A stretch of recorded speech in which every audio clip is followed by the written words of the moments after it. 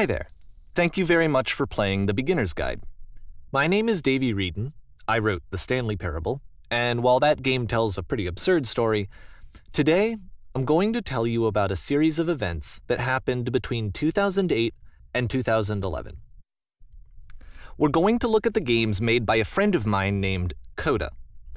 Now, these games mean a lot to me. I met Coda in early 2009 at a time when I was really struggling with some personal stuff, and his work pointed me in a very powerful direction. I found it to be a good reference point for the kinds of creative works that I wanted to make. So just to start you off, this is, I think, the first game he ever made. It's a level for Counter-Strike. You can walk around here, by the way. And mostly it's just Coda learning the basics of building a 3D environment. But what I like is that even though he starts from the simple aesthetic of a desert town, he then scatters these colorful abstract blobs and impossible floating crates around the level. And of course, it destroys the illusion that this actually is a desert town, and instead this level becomes a kind of calling card from its creator. It's like a reminder that this video game was constructed by a real person. And it kind of makes you wonder, what was going through his head as he was building this? This is what I like about all of Coda's games. I mean, not that they're all fascinating as games, but that they are all going to give us access to their creator. I want us to see past the games themselves. I want to get to know who this human being really is. And that's exactly what we're going to do here. So, it's 2008, Coda starts making these games, and he never releases any of them. He doesn't put them onto the internet, he just makes them and then immediately abandons them, and they sit on his computer forever. And I think he really understood this image of himself as a recluse. At one point, he jokingly renamed his computer's recycling bin to Important Games Folder. So, this was just how he worked. He tended to crank them out one after the other without even really pausing to try to understand what he had just made, until suddenly one day, he just stopped. In 2011, that was it. He made his last game, and then he hasn't made another one since. And that's why I've taken this opportunity to gather all of his work together, is because I find his games powerful and interesting, and I'd like this collection to reach him, to maybe encourage him to start creating again. And if the people like you who play this also happen to find his work interesting, then I'm sure it'll just send that much stronger of a message of encouragement to Coda. So thanks for joining me on this. If you have a particular interpretation that I haven't mentioned here, or if you just need to get in touch, you can email me at daveywreden@gmail.com. Okay, that's about it for introduction. Let's take a look at Coda's first proper game. As each game is loading, I'll show you the date that it was completed. This first one was made in November 2008.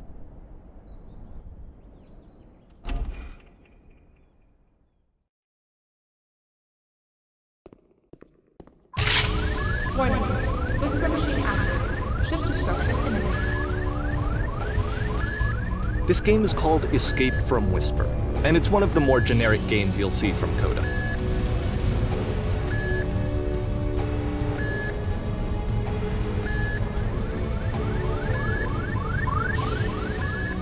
You can click to fire the gun.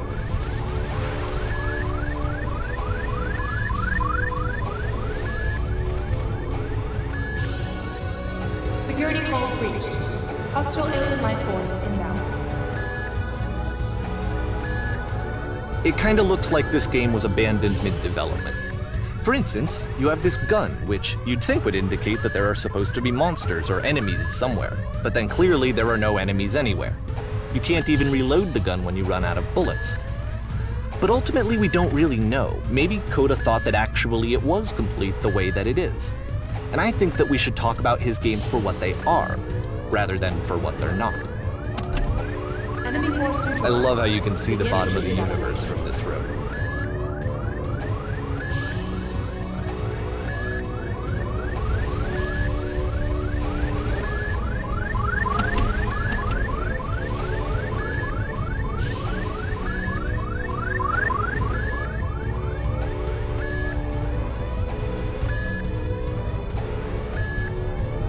Apparently this space station has a labyrinth on it. Sure, I don't know. There's really no reason for it that I've ever been able to discern, so in the interest of time, I'm just gonna skip you on past it. Okay, this is the part that's interesting. The game has this narrative about the whisper machine and how it has to be turned off, and then you get to the engine room. Hey, you there, in the engine room. You could save us all. That beam is powering the whisper machine. We could disrupt it by introducing a great enough heat signature. If your body could stop the beam. It's so much to ask, but for all of our lives, would you do it? Could you give yourself?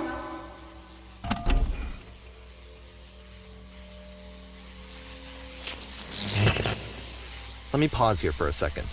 What you just experienced, stepping into the beam and then dying, is probably what Coda had initially intended when he was developing this level. But when he first compiles and plays it, something goes wrong. There's a bug somewhere. And this is what happens instead.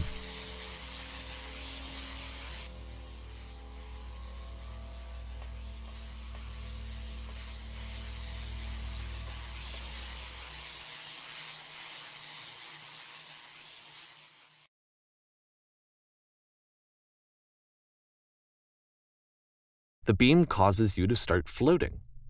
And this is an important moment for him. Because yes, this is technically a glitch, but Coda identifies something human about it, like how small it makes you feel in the face of this larger chaotic system. Or this floating could be the afterlife, a peaceful place, juxtaposed against all of the hysteria that you've just had to traverse. I don't even know. I have no idea what he was thinking, but what's clear is that after making this, something lodges itself in his brain. He wants to do more of these really weird and experimental designs. So he stops work on this and moves on to a stream of tiny little games that go in all sorts of directions. Let's go ahead and take a look at the first game he made after leaving this one behind.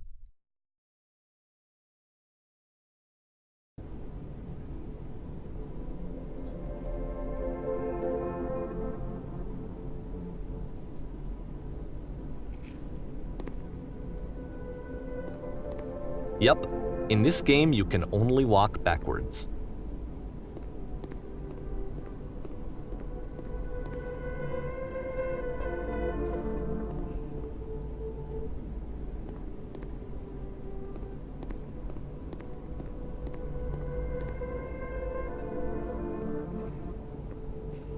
So it's a short and relatively minimalist experiment combining motion and narrative.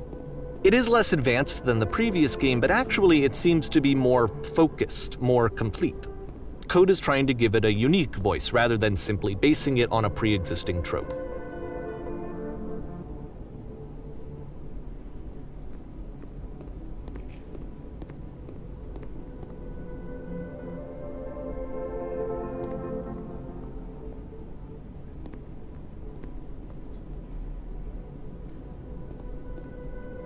It's a short little thought, it says what it wants to say, and then it ends. Didn't need anything more than that. Which to me is why it works, because it gets out quick. Okay, next one.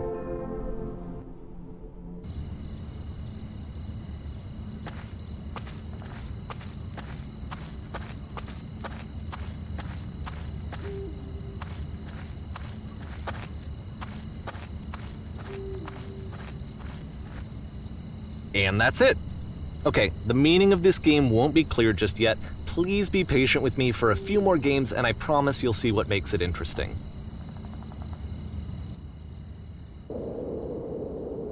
Oftentimes, Coda would put bizarre titles like this one at the start of his games.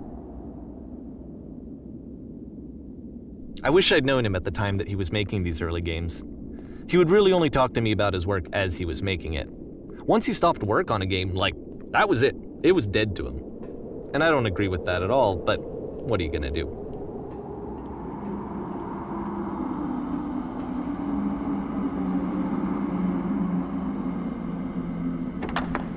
Once you've been slowed to an absolute crawl, the door at the top of the stairs opens.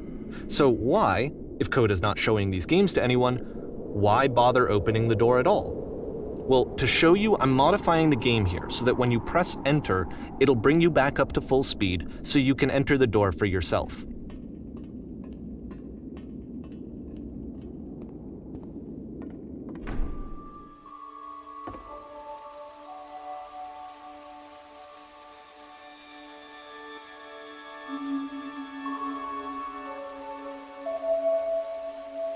A room that's warm and nice and filled with little ideas for games.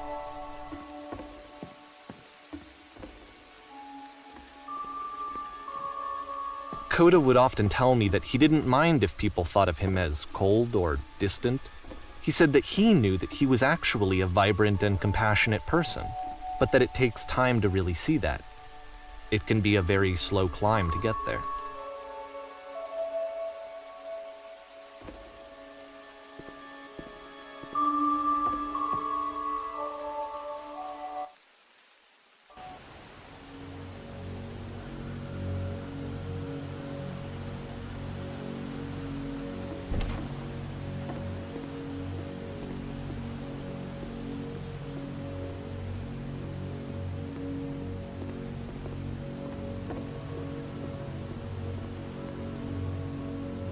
Well, this is new for Coda. It's an actual puzzle.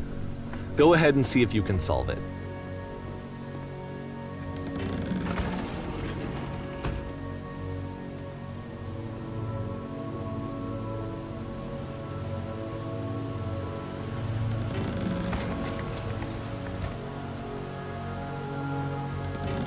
Don't forget that solution, because we're going to see this puzzle again soon. We're going to see it a lot.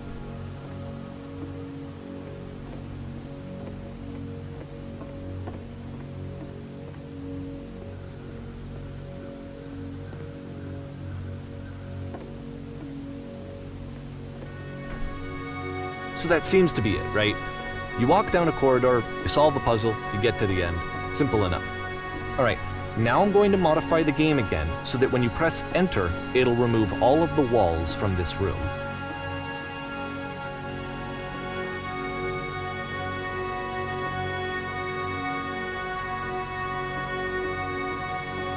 How about that? There was more to it than we had any way of knowing. I actually find it funny that this game comes after the Stairs game, since they essentially convey the opposite idea. So, in the Stairs game, a dull exterior concealed a rich interior. And then, in this level, a dull interior hides this fantastic outer world. Either way, I think that the point is the same, is that most of the time you don't get to know what you're missing, or even that you're missing anything. That's not your role as a player.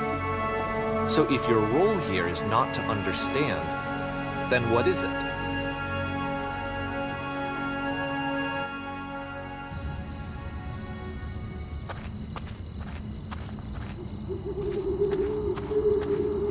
Aha!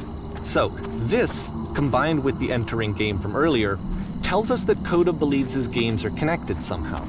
It could even be that the Stairs game and the puzzle game are literally connected in between this and the entering game. There's a bigger picture that all of his games are meant to play a role in, some larger meaning that we won't be able to grasp until we've seen all of them. And once we have, we can step back and start to understand what exactly that bigger picture is.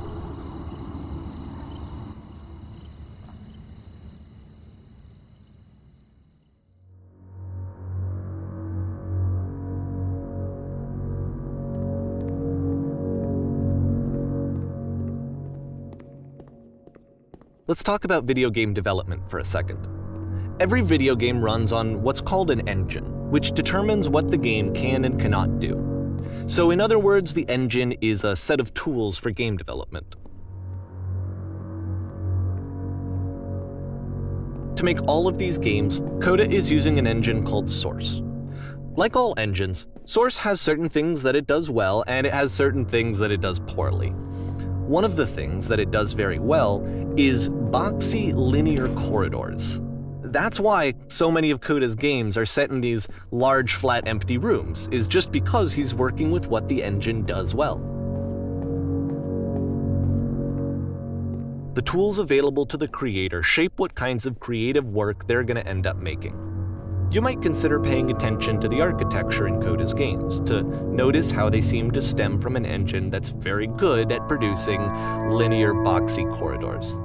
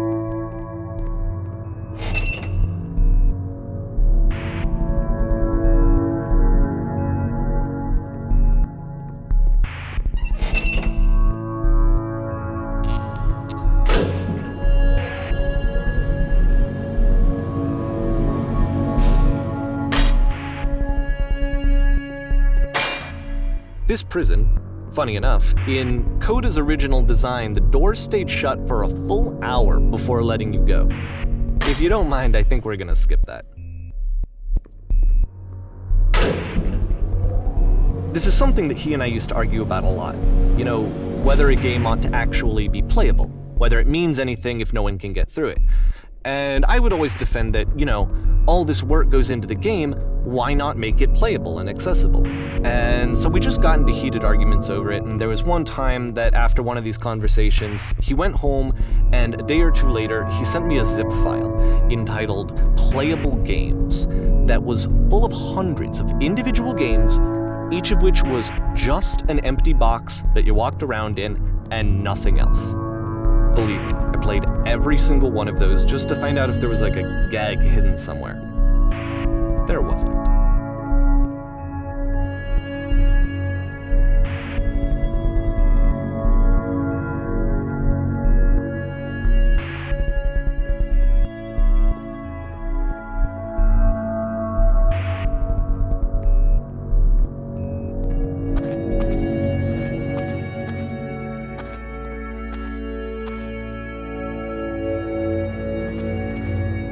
It's the puzzle again, with the exact same solution as the last time.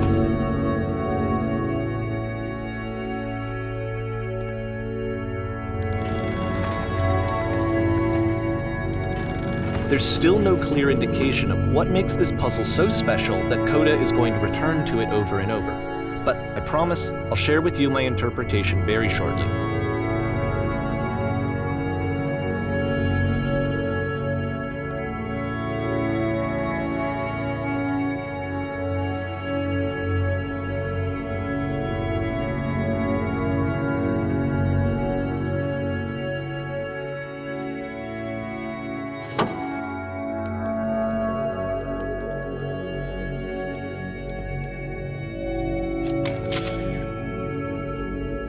Here, Coda begins using a kind of dialogue system that he fashioned out of the engine's chat capabilities. Use the 1, 2, 3 buttons on your keyboard to respond.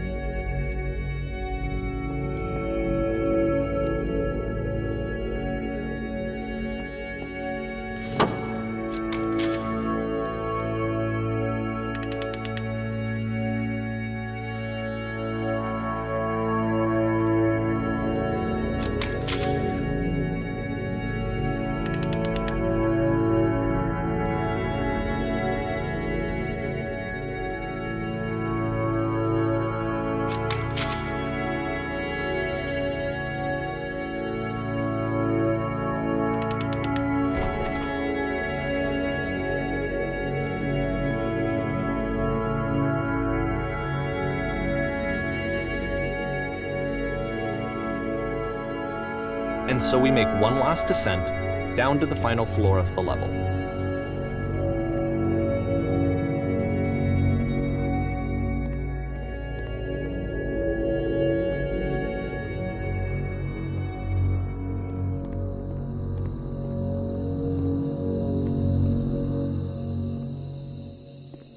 It's a lamppost. Okay, I can't tell you quite why, but for some reason, Coda fixates on this lamppost. It's going to appear at the end of every single one of his games from here on out. I'll tell you what I think. I think that up to this point, you know, he's been making really strange and abstract games with no clear purpose, and maybe you can only float around in that headspace for so long. Because now he wants something to hold on to. He wants a reference point. He wants the work to be leading to something. He wants a destination. which is what this lamppost is. It's a destination. We're going to see it in the work as well. His games are just going to become a lot more cohesive, a lot more fully developed, with more of a clear idea behind them. And as we go, that idea will get clearer and clearer and clearer.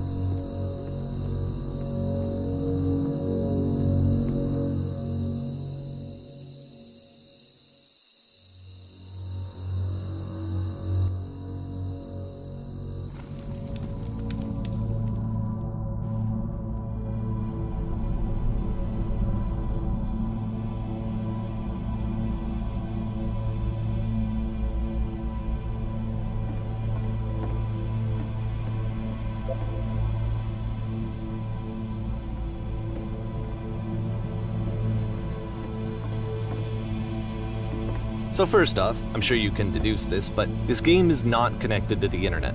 All of the notes that you're going to see have been written by Coda. This was actually the first game of his that I ever played. This was shortly after I met him at a weekend game jam in Sacramento, where I grew up. I saw him working on this very level, and it was just so different from anything that anyone else was doing. So right away I was like, I have to be friends with this person. In retrospect, I think I was probably a bit too pushy, trying to get his attention. I was over-enthusiastic. But he was very gracious about it and very patient with me. And I cooled off eventually. Oh, feel free to skip over any of these notes if they're not doing anything for you. Nothing extra is going to happen if you read all of them. Either way, to me they convey a sense of loneliness. I see this person who's filled with thoughts and feelings and beliefs and has no way to express them except as scattered and unheard voices in a game that wasn't meant to be played.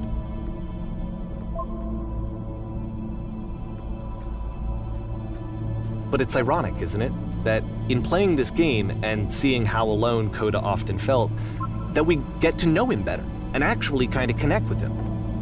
And I have to be honest with you, this idea is really seductive to me, that I could just play someone's game and see the voices in their head and get to know them better and have to do less of the messy in-person socializing. I could just get to know you through your work. I think this is why I always liked Coda's games so much, is because it felt like they let me have that connection. I felt as though he was inviting me personally into his world. And then I feel less lonely too.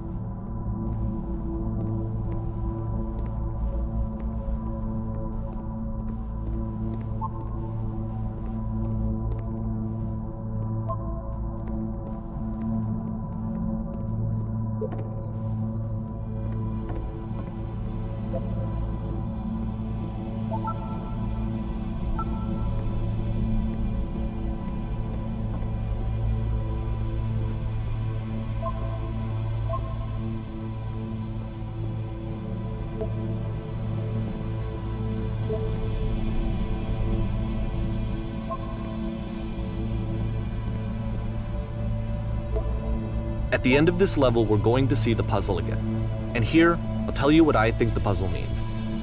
Each of these games represents an idea that was on Coda's mind at the time that he was making it.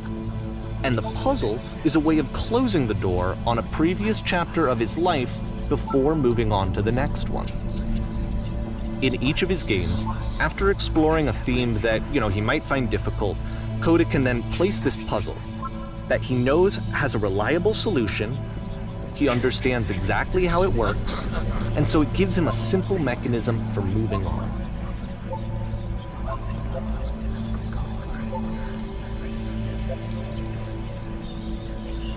And because there's this dark area between the doors, a space between spaces, before you move on, you get to pause. Just for a moment, a few seconds to reflect on and let go of the events that led you here. To step back and connect the pieces together. to grasp at that elusive bigger picture.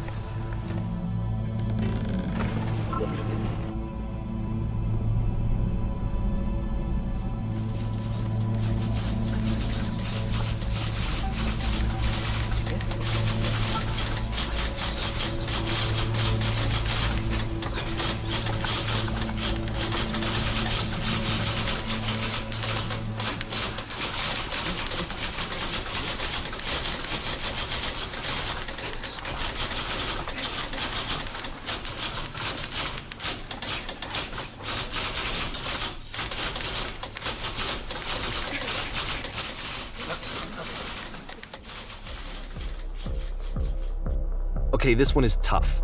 It's gonna kind of just spin its own wheels for a few minutes. Hang with it.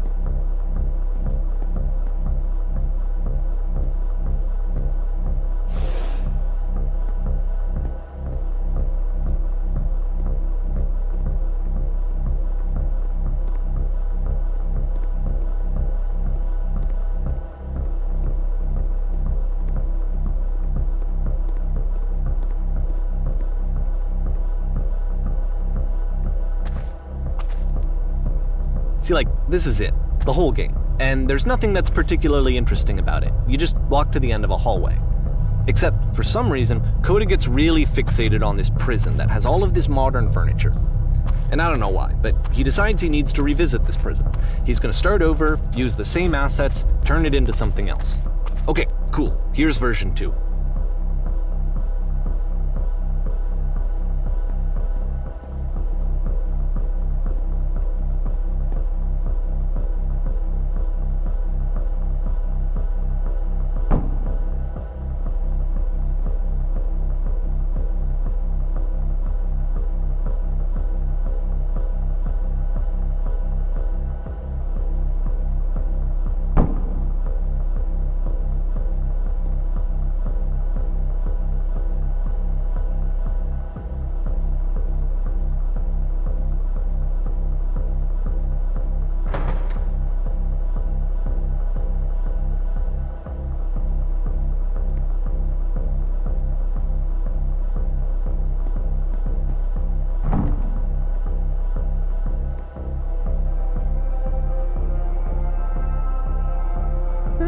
There's a bit more to this one, but still it's not really communicating anything. It's kind of just weird for weirdness' sake.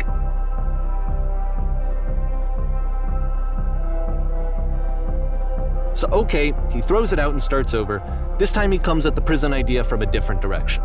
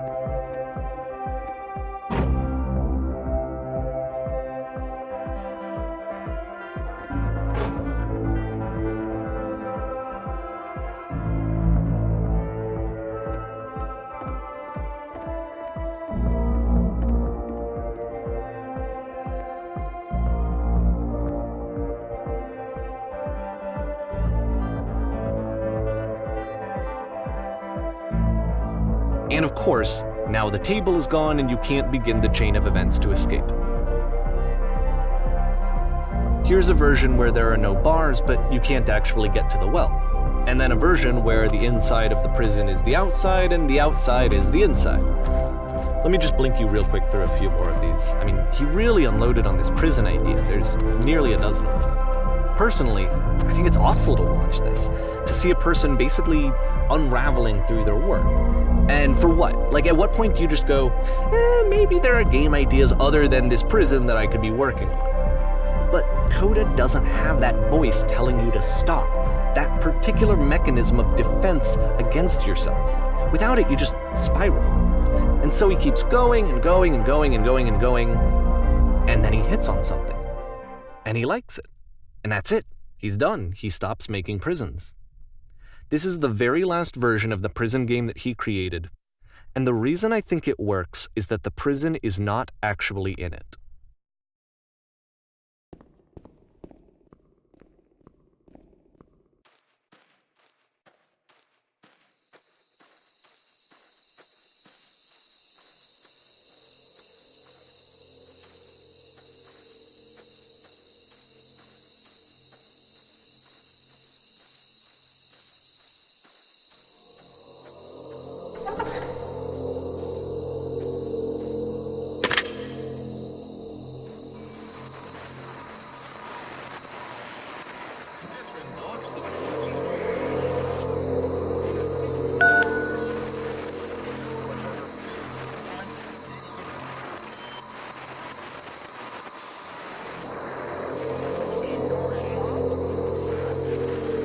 It's a conversation.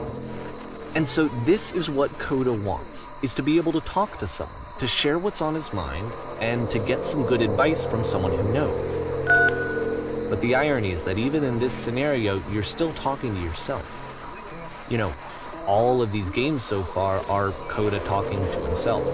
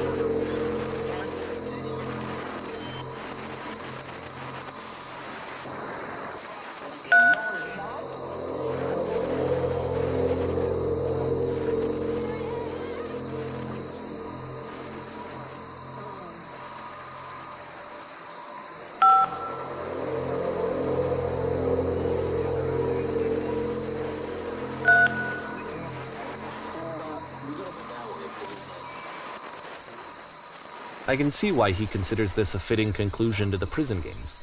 After all of the obsession and frustration, just to be told by someone you can trust that things are going to be okay. Wouldn't that be nice?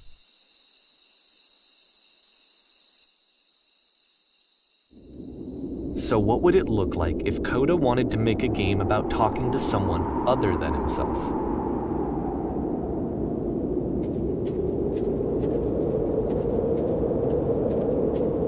To me, this environment is meant to represent Coda's puzzle, with the two doors on either side and a dark transitional space between.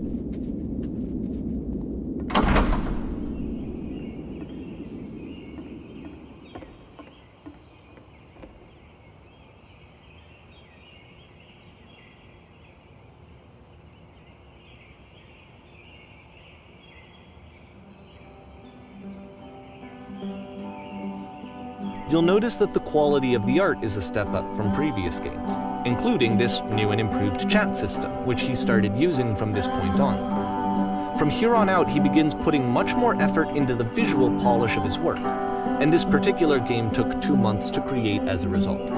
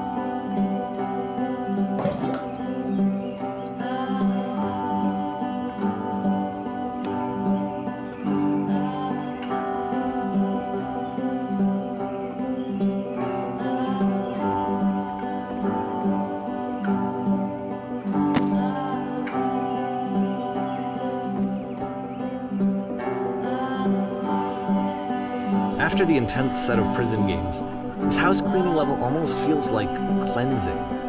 It's the moment after a particularly difficult or traumatic experience where you just need to let it sit and digest inside of you, and eventually cohere into something meaningful.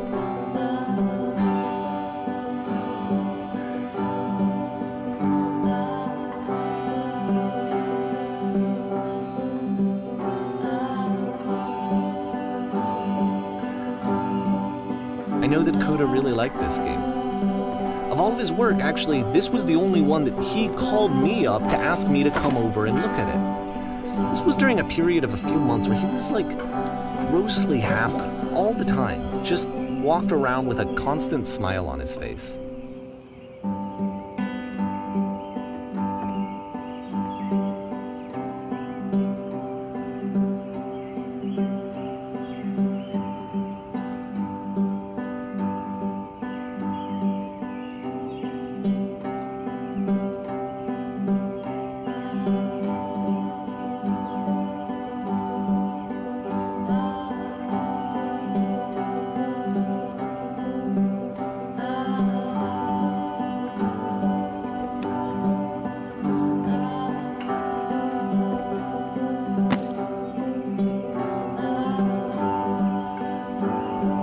I'm glad he made this. I'm glad he found some peace.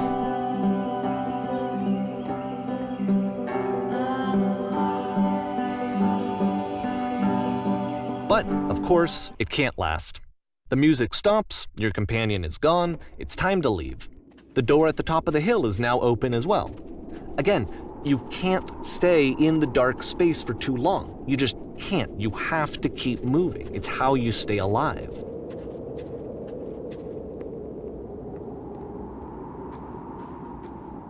Which is the whole point of the puzzle doors, right?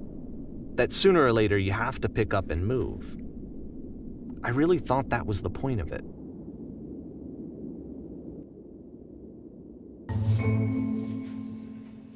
This one gets a bit goofy.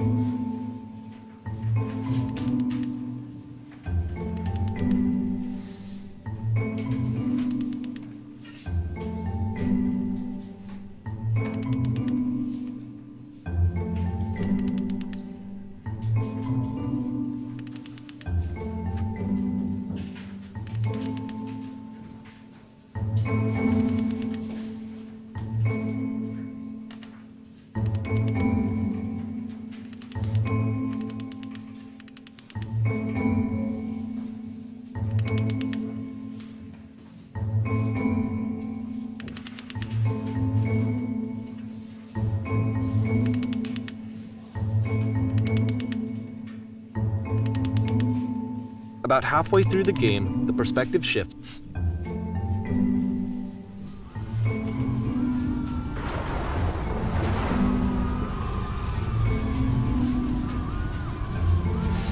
And you play as the teacher. And suddenly, you discover that your teacher is just as bigoted and afraid as you are. Oh, and also you can move around the classroom now.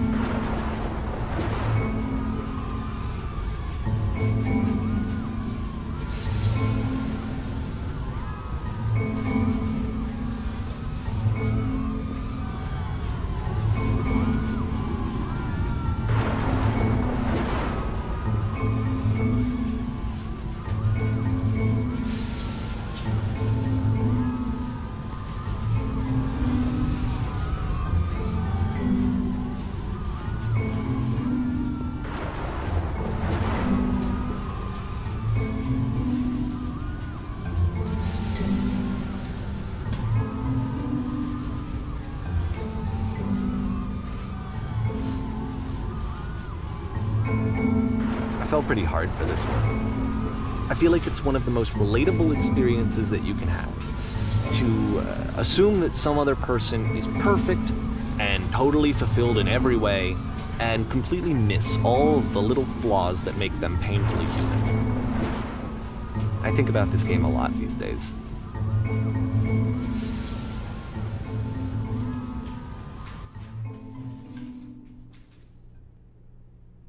This one took a lot longer than all the others for Coda to make. It was 4 months between this and the last one. That's twice as long as it took him to make any other game before this, and it's not like it's particularly complex, so I remember I found that a little strange at the time.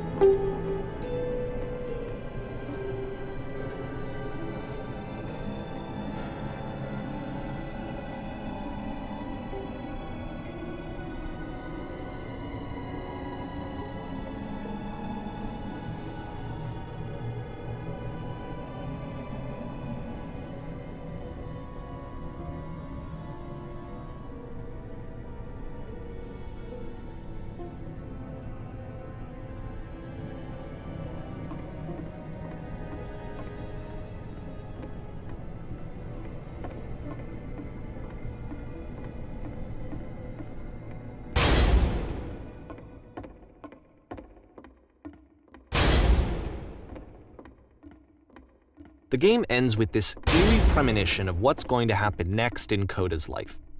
The solution to social anxiety, to fears of having to perform and having to chase success, the answer for Coda is to withdraw, to hide himself away. Which is what leads to scenarios like the stairs that slowed you down several games ago, where it just becomes harder and harder to access Coda's inner landscape because he keeps retreating. He just keeps backing away from possible connections to anyone other than himself. And to be honest, I didn't consider it very healthy when I first played this game. You know, it looked to me like he was trying to justify the idea of just disconnecting yourself from the world. And that wasn't what I wanted for him or for his games. Because I feel like a lot of his games are inviting me to connect with this person, to bring him closer. But what can you do? After this, Coda went off and took another 5 months to make a new game.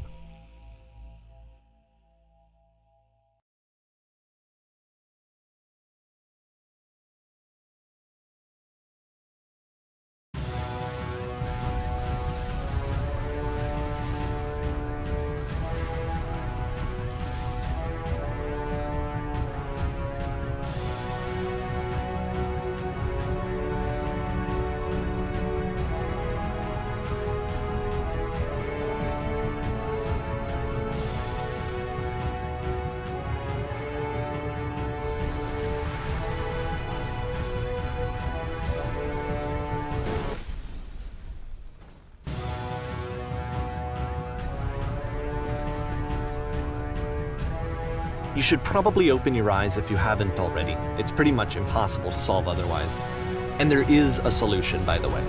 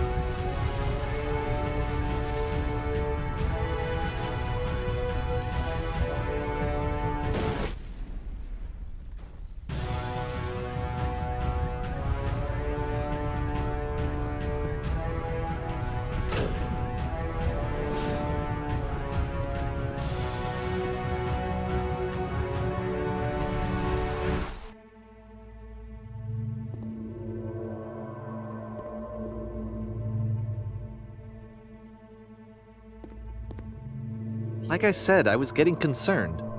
First off, he's never been this explicit in his work about exactly what he's thinking. So where's that coming from? But then even weirder, his work has potentially stopped being an outlet for him. Not like he's having trouble iterating on ideas, but he literally just can't think of new ideas anymore. And in person, he was being a lot more distant than usual. Like, you know how sometimes a person will just deflect anything that you say in order to keep themselves disconnected all the time? It was that kind of thing. Here was the point in my relationship with Coda where I really started to wonder if he needed my help in some way. His games are going to get more desperate from here on out. After this game, it's almost 6 months before he finishes something new.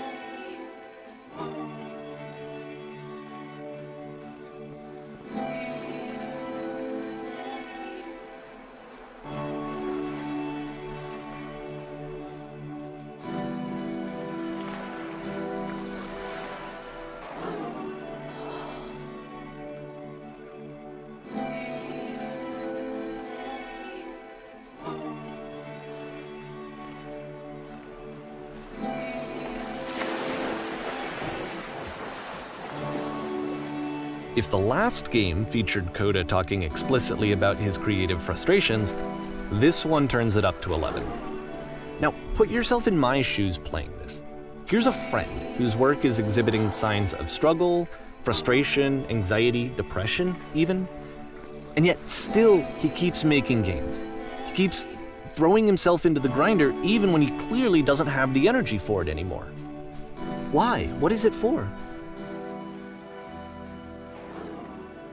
Because from my perspective at the time and just what I knew of him, this was a result of how isolated he was.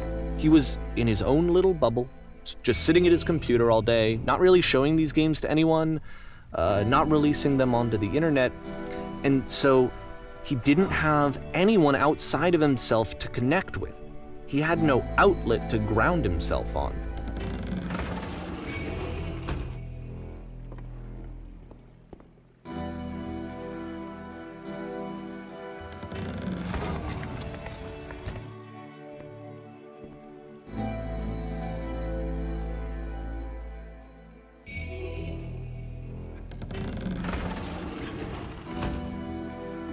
You can't talk yourself out of loneliness. It doesn't work that way. You can't be the one writing both the questions and the answers. Then there's no movement. Then there's no circulation. If all of your anxieties are being channeled into your work, then if the work ever fails, you have no backup and you're just going to crash.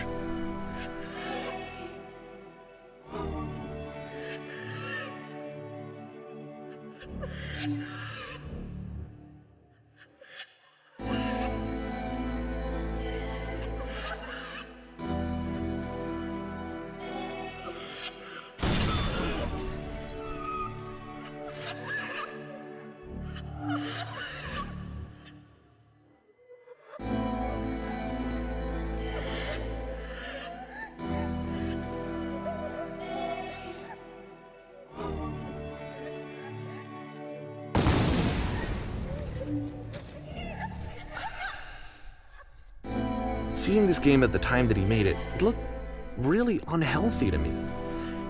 I was watching him do this to himself, and I hated it. I hated seeing him so trapped. It's like, video games are not worth this amount of suffering.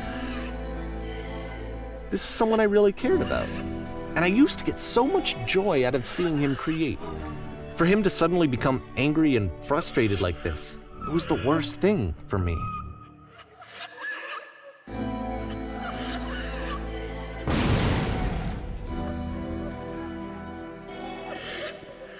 I don't know. This is what I felt at the time. I don't know how else to explain it. I wanted it to stop more than anything. I had never felt so rotten.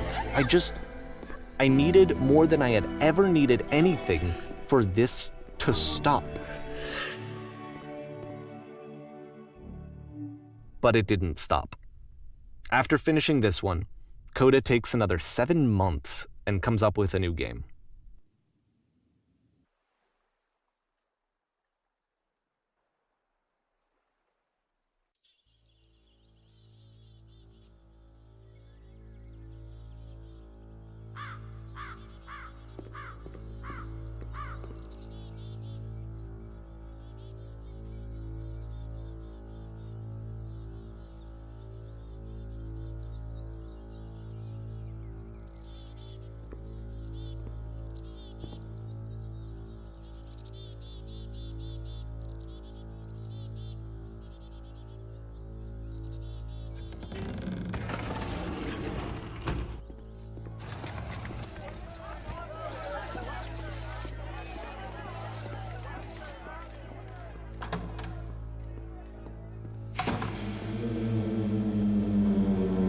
And of course, it's the machine.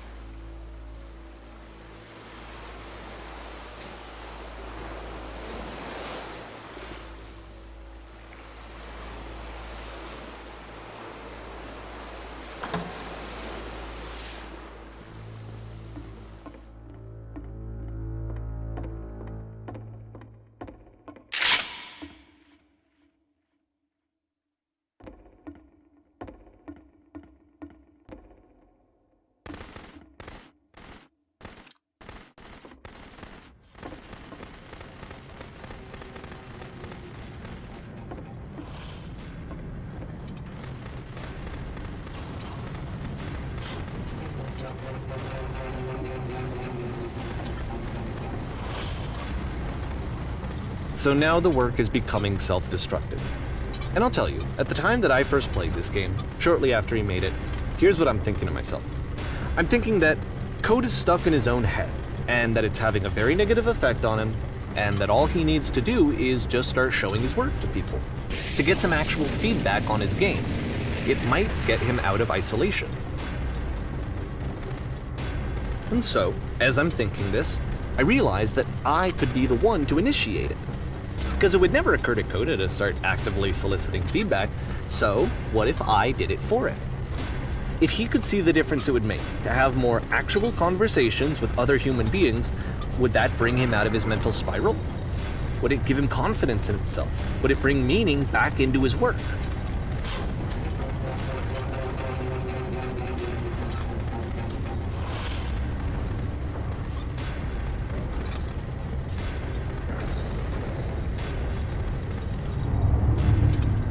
So I started showing Coda's work to people. I took this one, and the islands which you just played, the theater, the notes, the house cleaning game, and some of the prison escape games. I brought them to people that I knew and trusted. I asked their opinions. And the great part is that they really loved his games. You know, the point of it all was just to give him some external reference point, but they genuinely loved his work. There was nothing for him to be afraid of.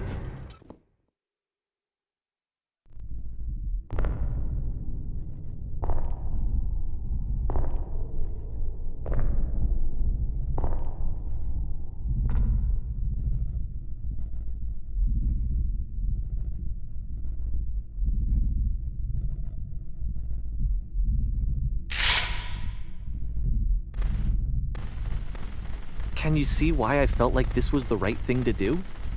Because it's the thing that I always feel like I need, to be told that my work is good, that I am good. When someone really connects with a thing that I've made, when they see themselves purely in my work, there's nothing that feels better. And I got to give that very same feeling to my friend.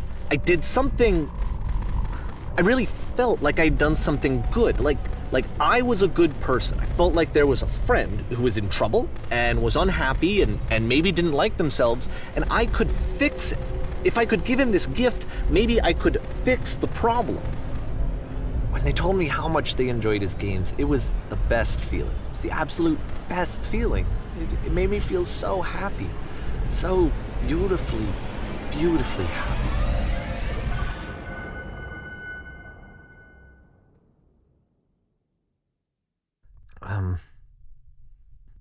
So anyway, Coda finishes this game, and then really he just kind of takes off for a while. So this is June of 2011, and I didn't hear anything from him for several weeks, I guess. And so out of nowhere, one day I get an email, and it's got a private link to a new game of Coda's. This one is called The Tower, and to my knowledge, it's the last game that Coda ever made. So let's take a look.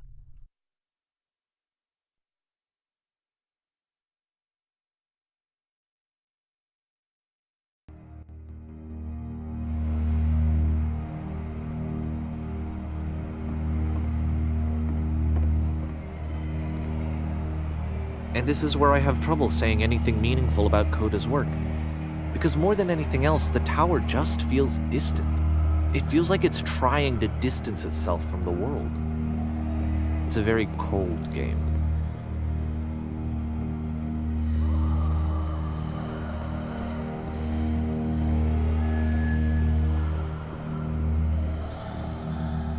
This room actually has a maze in it.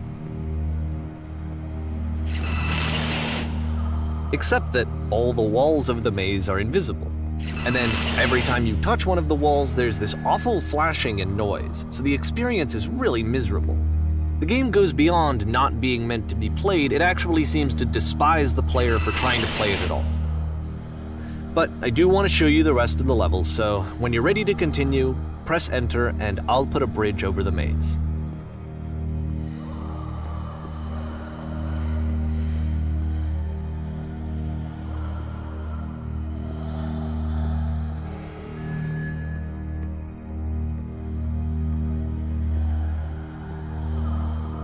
And to be fair, it's not like this is the first game that's needed some modification to be playable.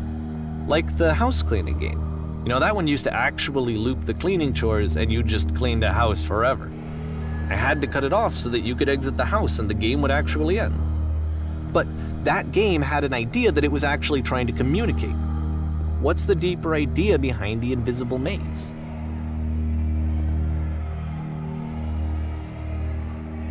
The only way past this challenge is to randomly guess the 6-digit code.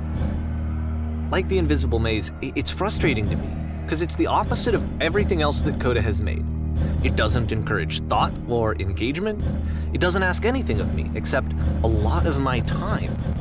If I could have reached him during this time, then maybe I could have asked him, but I couldn't. I still don't really understand why this is here. I'll put the code on the ground for you here, though, so that we can move on.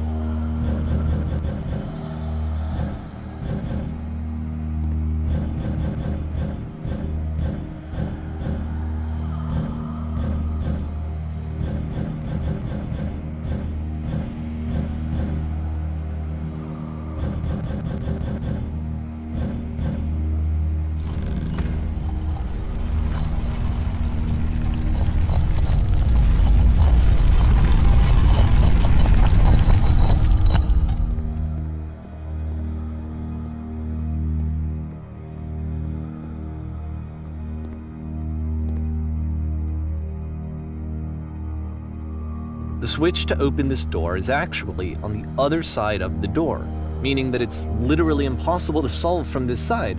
So even if you somehow brute forced your way through the first 2 challenges and you got to this point, there's actually just no way to progress. And it's scary for me, the idea of Coda cutting himself off entirely, just saying, that's it, that's the end of the conversation, not giving me any way to fix the problem.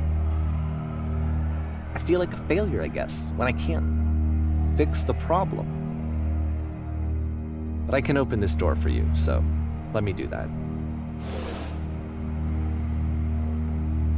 Was I a failure for not understanding this game? I don't know why I would be. It's not like everything needs to have a solution, but I feel it somehow. I feel like I failed, and I don't understand why. I remember, it's June of 2011. I'm playing this for the very first time, and as I'm playing, I'm thinking to myself, I don't know this person. I have no idea who this person is. It wasn't the guy I knew, it wasn't my friend. I had come to so many conclusions from looking at all of his work up to this point, and then suddenly none of them... I had been trying to, though. That was the thing. For years, I was trying to get to know him, to understand who he actually was and what he stood for. I asked him so many times to please just tell me what his games mean to him. I asked him please to tell me what the 3 dots mean. And he wouldn't.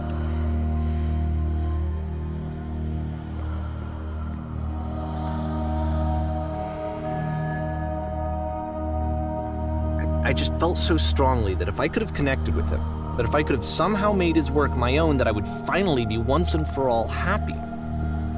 It was that I needed to see myself in someone else. I needed to be someone other than me.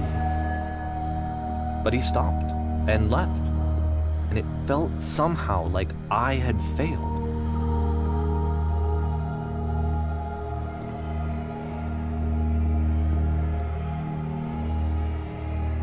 Where did I screw up?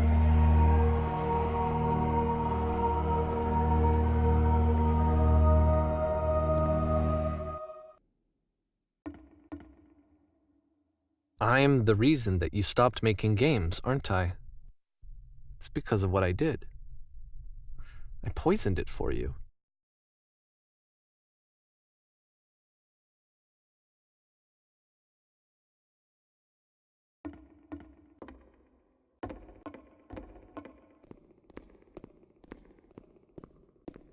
I don't think I ever told you this, but when I took your work and I was showing it to people, it actually felt... it felt as though I were responsible for something important and valuable.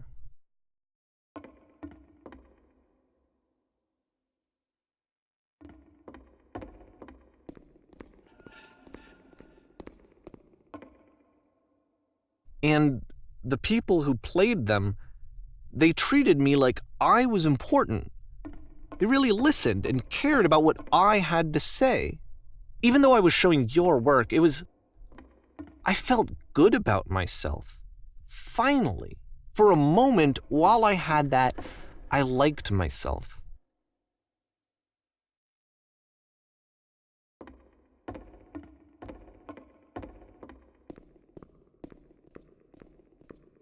And then you stopped, and I didn't have anything left to show people. I just had to be with myself. And as soon as that happened, there was no feeling at all. Nothing. Less than nothing. What does that mean?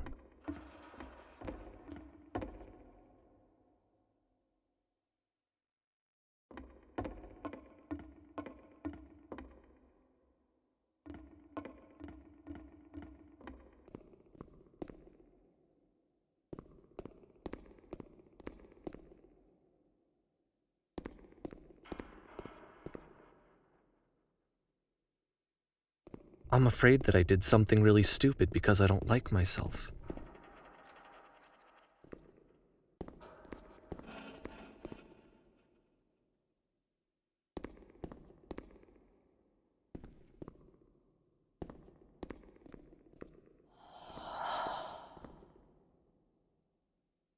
That's why I'm releasing this collection of your work, is because I haven't been able to find any other way to reach you. I've tried everything. And so a part of me has hope that if I put this compilation out into the world, and if I put my name on it, that maybe enough people will play it so that it'll find its way to you, so that I can tell you that I'm sorry. I know I screwed up. If I apologize to you truly and deeply, will you start making games again? Please, I need to feel okay with myself again. And I always felt okay as long as I had your work to see myself in. I mean, is something wrong with me? Because I know that I did an awful thing, and I'm doing it again right now. Like, I'm showing people your work, but I can't stop myself from doing it. That's how badly I need to feel something again, like I'm an addict. There has to be something wrong with me. Can I apologize? What if I tell you I was wrong? Will that work? Will that fix it? I don't know. I don't think it will, but there's nothing else that I can do. Just tell me what you want. I'm sorry. I'm sorry. Please, start making games again. Please help me. Please give me some of whatever it is that makes you complete. I want whatever that wholeness is that you just summoned out of nothing and you put into your work. You were complete in some way that I never was. I want to know how to be a good person. I want to know how not to hate myself. Please. I'm fading, and all I want is to know that I'm going to be okay.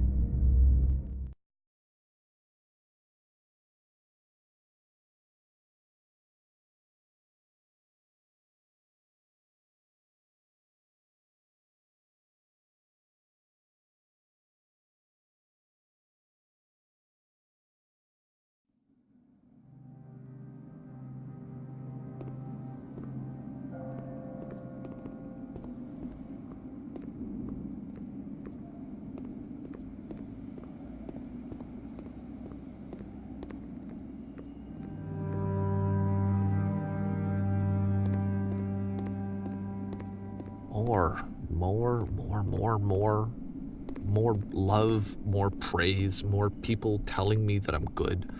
Always more. It's like a disease.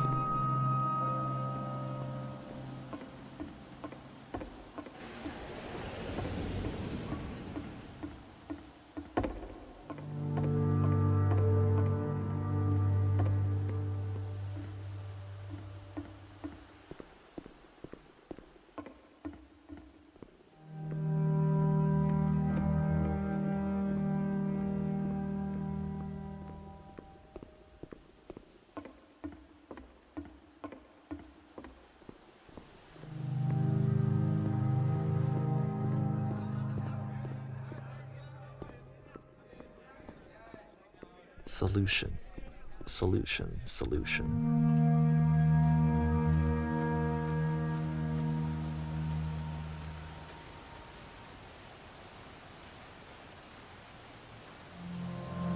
I guess if someone had told me ahead of time that he just really enjoyed making prison games, maybe I wouldn't have thought he was so desperate. I wouldn't have told so many people that he was depressed. Maybe he just likes making prisons.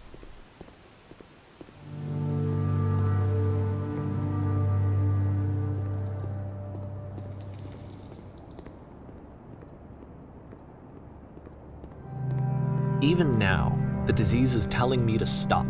Don't show people what a shitty person you are. They'll hate you.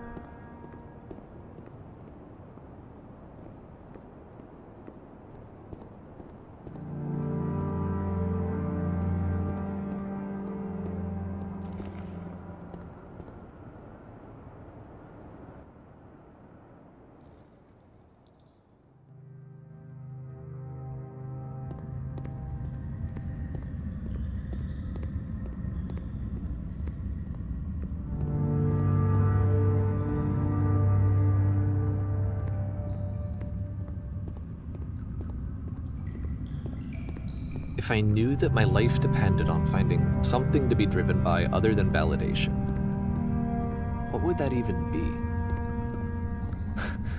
It's strange, but the thought of not being driven by external validation is unthinkable. Like, I actually cannot conceive of what that would be like.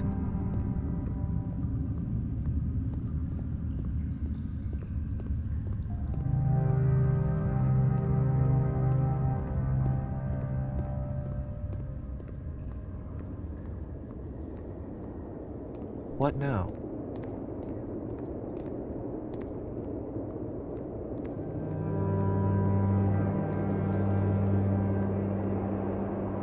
I think I need to go.